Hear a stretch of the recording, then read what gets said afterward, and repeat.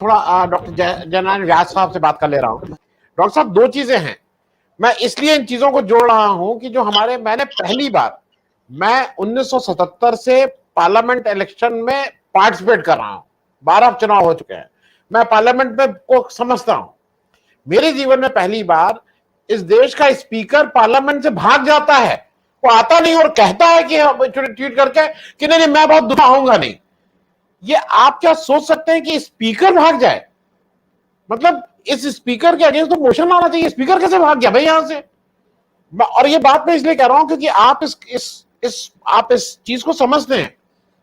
और इसके साथ एक और जोड़ दूं, मेरे कोई कोई आज ये शो थोड़ा लंबा होगा, हम शायद 6:30 तक चलाएंगे, मैं दर्शकों को बता दूं।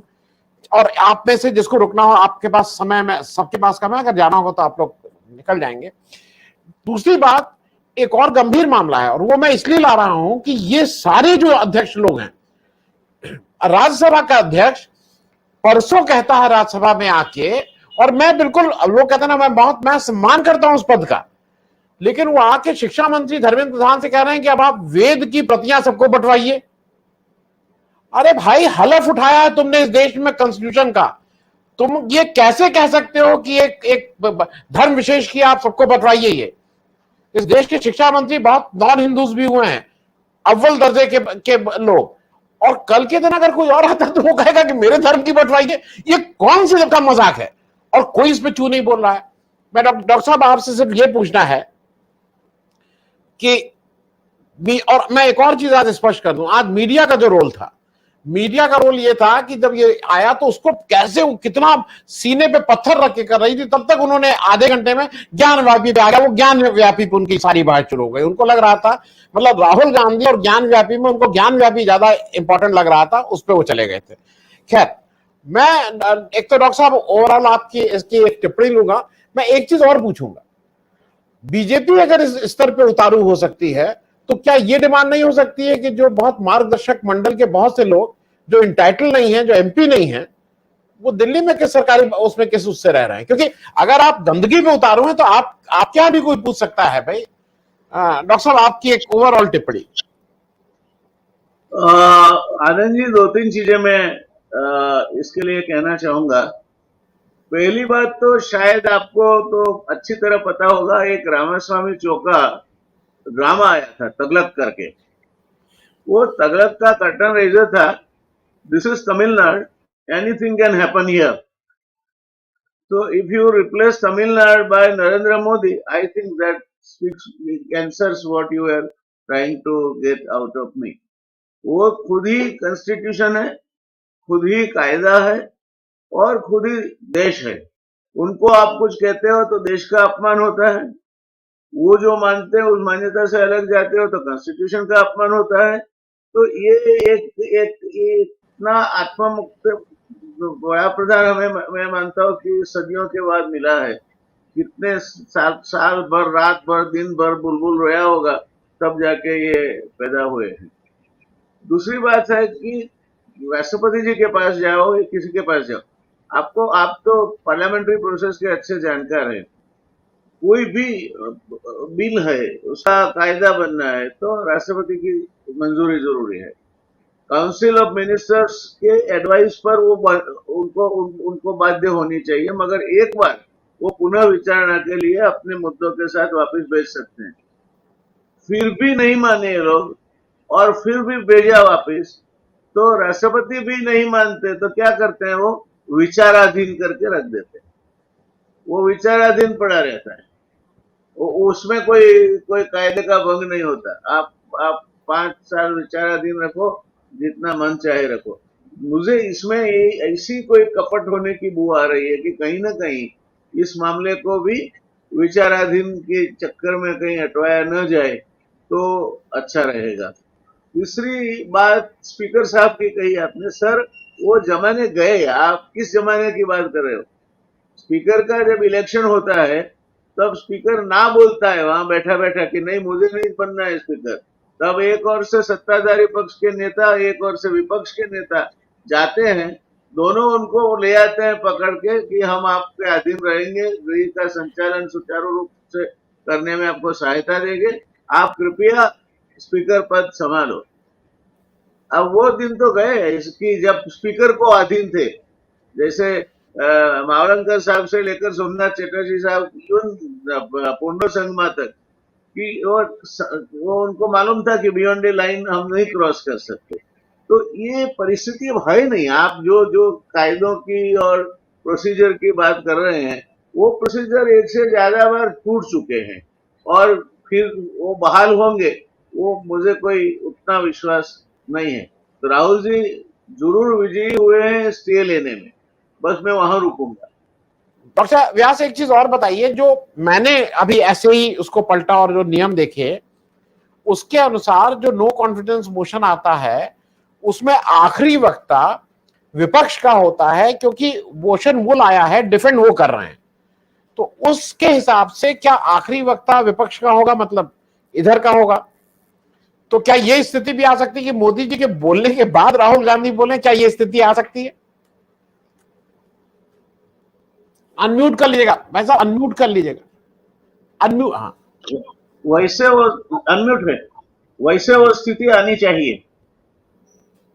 जब जब नो कॉन्फिडेंस मोशन आता है, तब वो पहले तो जो स्पीकर है वो स्पीकर भी निकम्मे हो जाते हैं, उनका भी कोई चलता नहीं है।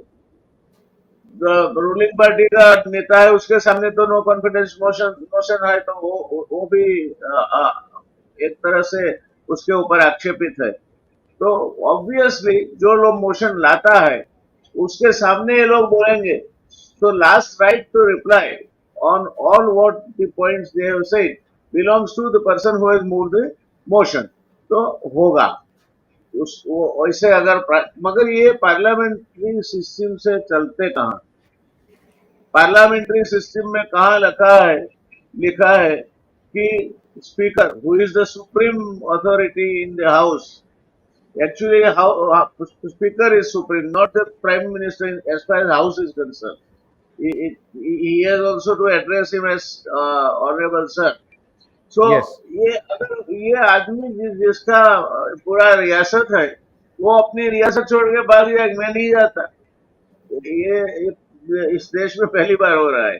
तो अभी अभी ऐसी ऐसी चीजें हो रही है जो न तो लोकशाही के लिए अच्छी है, न प्रस्तावित प्रणालिकाओं के अनुसार है, न प्रस्तावित प्रणालिकाओं के तहत जो निर्णय दिए हैं अगले स्पीकर्स ने उसके अनुसार है। तो ये अभी कौन से कायदों के मुताबिक राज्यसभा और लोकसभा चल रही है? मैं कई दफा बहस देखता हूँ, मेरी समझ में नहीं आता। मर्जी में आता है स्पीकर साहब का, बोल देते हैं, नहीं आया तो बंद हो जाओ। तो ये आप जो कहते हैं होगा होगा, मगर मुझे अभी भी I am becoming a devil's advocate कि अभी जब ये इलेक्शन कमीशन के पास जाएगा, तब हो सकता है they might say that this is a very serious matter, this will have a long term effect on the parliamentary process and related issues in this country. So we will have to refer it to be very neutral. तो हम दो तीन कानूनविदों को refer करेंगे, वो कानूनविद वो choose करेंगे। तो वो एक रात को सुबह में तो आप देंगे नहीं अभिप्राय, तो 3-4 महीने तो वैसे भी निकाल देंगे 2024 तक आने में। ये इन लोगों का दिमाग शैतानी चलता है, उसको ये मानने का जरूरत नहीं है कि कायदे के मुताबिक चलता था। अगर कायदे के मुताबिक चलता होता तो नौबत ही नहीं आती। पहला ही आपने पूरा कुछ उसके ऊपर आपने केस किया और मैक्सिमम उसको इसीलिए आपने सजा दी ताकि वो खारिज हो जाए लोकसभा से और आने वाले इलेक्शन भी वो कंटेस्ट ना कर सके। So that I mean sufficient an indicator that much is yet to come. I will not be so happy. It is a good development. It's a good development that the court's dignity is upheld. At least Supreme Court had that courage to stand up and say, which unfortunately so perhaps elsewhere it was not there. अब इसके बाद जो होगा वो हम logic लगाते हैं प्रस्तावित प्रणालिकाओं और कायदों के मुताबिक, उन लोगों के लिए जो कायदों को अपने जेब में रख के फिरते। अगर नहीं तो ये हमारे पहलवानों के किस्से में अभी तक ये साहब घूम रहे हैं। किसी और के सामने पक्सा लगा होता तो जेल में चक्की पीस रहा होता। तो ये सब चीजें हैं वो उनके लिए हैं जो न्याय के मुताबिक चलते हैं, जो कायदे के मुताबिक चलते हैं, जो कायदे अगर ठीक आते हैं, जब जैसे कि आ गए, और ऐसा ही होना ही चाहिए कि गवर्नमेंट अगर स्टेट की है तो स्टेट की गवर्नमेंट अपने ऑफिसर के लिए तबादला नहीं करेगी तो कौन करेगा? वो कोई एक कमीशन करोगे आप, Delhi state government transfer and reappointment and appointment commission, तो सही था कि उनके, तो उसको अध्यादेश लाके इन्होंने नल कर अनवॉइड कर दिया।